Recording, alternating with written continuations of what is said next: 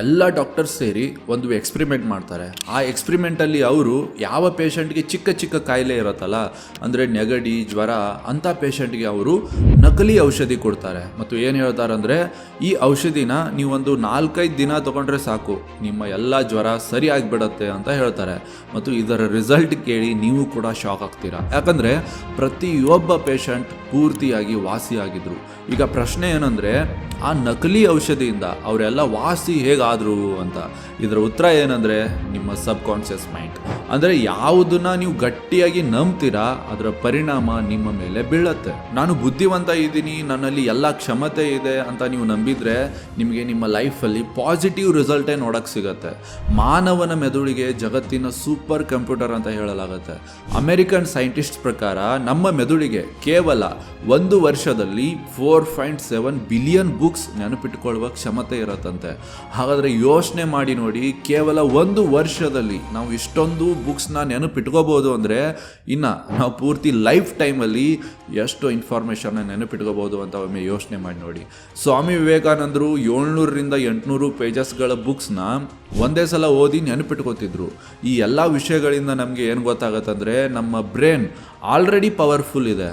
ನಿಮಗೆ ಏನು ಬೇಕು ಅದನ್ನೆಲ್ಲ ನೀವು ನಿಮ್ಮ ಮೆದುಳಿನ ಕ್ಷಮತೆ ಉಪಯೋಗಿಸಿ ಅಚೀವ್ ಮಾಡ್ಬೋದು. ಸೊ ಇವತ್ತಿನ ವಿಡಿಯೋದಲ್ಲಿ ನಾನು ನಿಮಗೆ 5 ಇಂಪಾರ್ಟೆಂಟ್ ವಿಷಯ ಹೇಳ್ತೀನಿ, ಅದರಿಂದ ನೀವು ನಿಮ್ಮ ಮೆದುಳಿನ ಮ್ಯಾಕ್ಸಿಮಮ್ ಪವರ್ ಯೂಸ್ ಮಾಡ್ಬೋದು. So without wasting the time, let's get into the video. Point number 1, the importance of managing your energy, not time.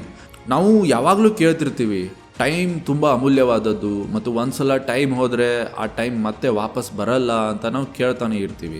ಕೆಲವೊಮ್ಮೆ ಜನರಿಗೆ ಟೈಮ್ ಮ್ಯಾನೇಜ್ ಮಾಡೋಕ್ಕೆ ಬರಲ್ಲ. ಸೊ ಅವ್ರೇನು ಅನ್ಕೋತಾರಂದರೆ, ಸರಿಯಾಗಿ ಟೈಮ್ ಮ್ಯಾನೇಜ್ಮೆಂಟ್ ಮಾಡಲಿಲ್ಲ ಅಂದರೆ ನನ್ನ ಯಾವುದೇ ಕೆಲಸ ಆಗಲ್ಲ ಅಂತ ಅನ್ಕೋತಾರೆ.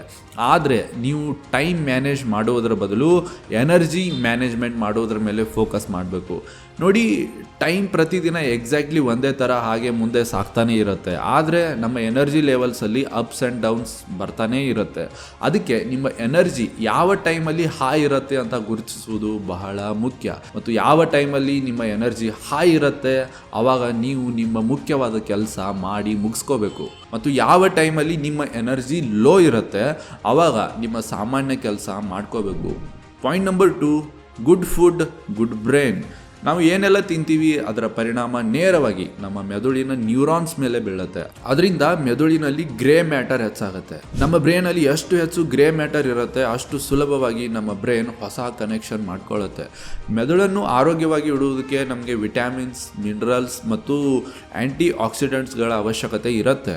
ಬಾದಾಮ್, ವಾಲ್ನಟ್, ತೆಂಗಿನಕಾಯಿ ಎಣ್ಣೆ, green vegetables, egg, dark chocolate, ಇವುಗಳಿಂದ ನಮಗೆ ಬೇರೆ ಬೇರೆ ವಿಟಮಿನ್ಸ್, ಮಿನರಲ್ಸ್ ಸಿಗ್ತವೆ. ಸೊ ಇದನ್ನು ನಾವು ರೆಗ್ಯುಲರ್ಲಿ ಸೇವಿಸ್ತಾನೆ ಇರಬೇಕು.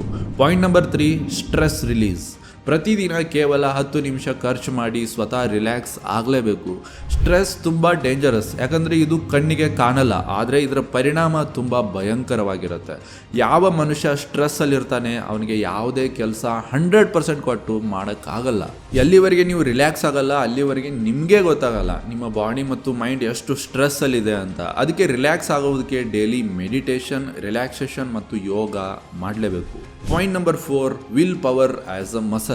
ನಮ್ಮ ವಿಲ್ ಪವರ್ ಬ್ಯಾಟ್ರಿ ಥರ ಇರುತ್ತೆ. ಯಾವ ಟೈಮಲ್ಲಿ ನೀವು ಫ್ರೆಶ್ ಆಗಿರ್ತೀರಾ, ಹೈ ಎನರ್ಜಿ ಸ್ಟೇಟಲ್ಲಿ ಇರ್ತೀರಾ, ಆ ಟೈಮಲ್ಲಿ ನಿಮ್ಮ ವಿಲ್ ಪವರ್ ತುಂಬ ಹೈ ಇರುತ್ತೆ. ಮತ್ತು ಯಾವಾಗ ನೀವು ದಣಿತೀರಾ, ಲೋ ಸ್ಟೇಟ್ ಎನರ್ಜಿಯಲ್ಲಿ ಇರ್ತೀರಾ, ಆ ಟೈಮಲ್ಲಿ ನಿಮ್ಮ ವಿಲ್ ಪವರ್ ತುಂಬಾ ಕಡಿಮೆ ಇರುತ್ತೆ. ಹೇಗೆ ನೀವು ಮಲಗಿ ಎದ್ದೇಳ್ತಿರಲ್ಲ, ಮುಂಜಾನೆ ಆಗಲಿ ಸಂಜೆ ಆಗಲಿ, ಆಗ ನೀವು ನಿಮ್ಮ ಹೈ ಪ್ರಯಾರಿಟಿ ಕೆಲಸ ಮಾಡಿ ಮುಗಿಸ್ಬೇಕು. ಯಾಕಂದರೆ ನೀವು ಹೇಗೆ ಮಲಗಿ ಎದ್ದೇಳ್ತೀರಾ ಆವಾಗ ನಿಮ್ಮ ಎನರ್ಜಿ ಲೆವೆಲ್ ತುಂಬಾ ಹೈ ಇರುತ್ತೆ. ಸೊ ಅಂಥ ಟೈಮಲ್ಲಿ ನಿಮ್ಮ ಹೈ ಪ್ರಯಾರಿಟಿ ಕೆಲಸ ಮಾಡಿ ಮುಗಿಸ್ಕೋಬೇಕು.